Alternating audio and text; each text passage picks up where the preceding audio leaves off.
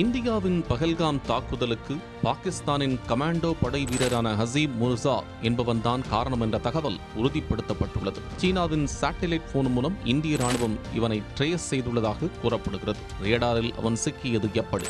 இந்தியாவின் அடுத்த கட்ட நடவடிக்கை என்ன? பார்க்கலாம் இந்த தொகுப்பில்.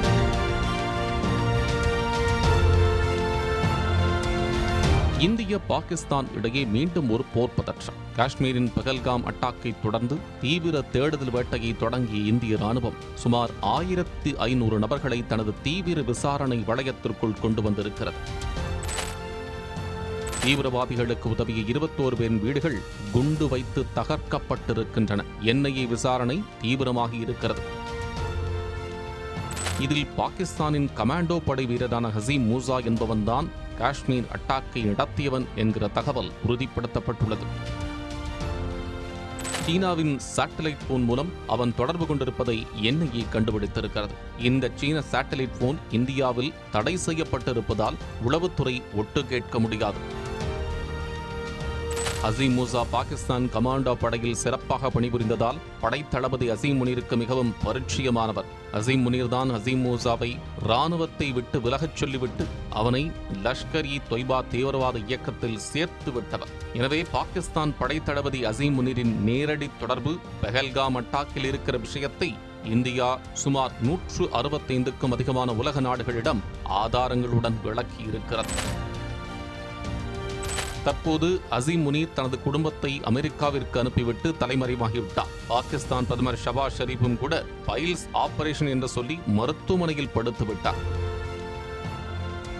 சிந்து நதியில் இந்திய ரத்தம் ஓடும், 130 அணுகுண்டுகளை வீச தயாராகிவிட்டோம் என்றெல்லாம் மார்தட்டிய பாகிஸ்தான் தலைவர்கள் இந்தியாவின் அடுத்த கட்ட நகர்வை பார்த்து கப் சிப் என்று அடங்கிவிட்டார்கள்.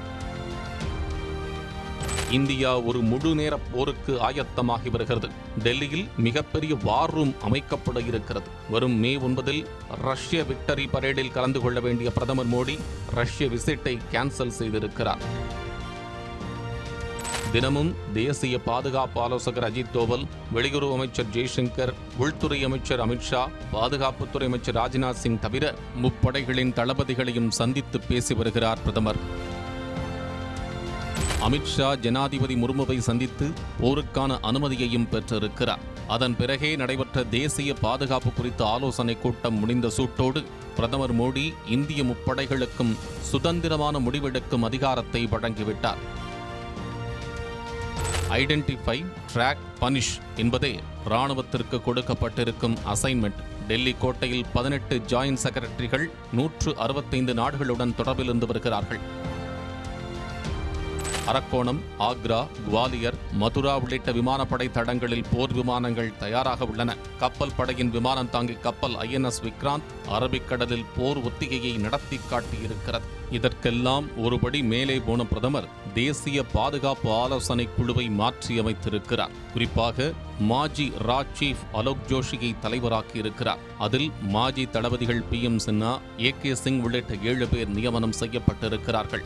எனவே இந்தியா பாகிஸ்தான் இடையே போர் மூடும் என்பதே நிதர்சனமான உண்மை.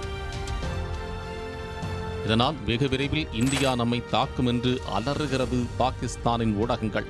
இதற்கிடையில் மாஜி பாகிஸ்தான் அதிபர் நவாஸ் ஷெரீப் பிரதமர் மோடியுடன் நெருக்கம் காட்டியவர். அவரே இந்தியாவை தொடர்பு கொண்டு சுமூக நிலையை உருவாக்க முயற்சி செய்ததாகவும் இந்தியா அதற்கு மறுப்பு தெரிவித்து விட்டதாகவும் செய்திகள் உலா வருகின்றன.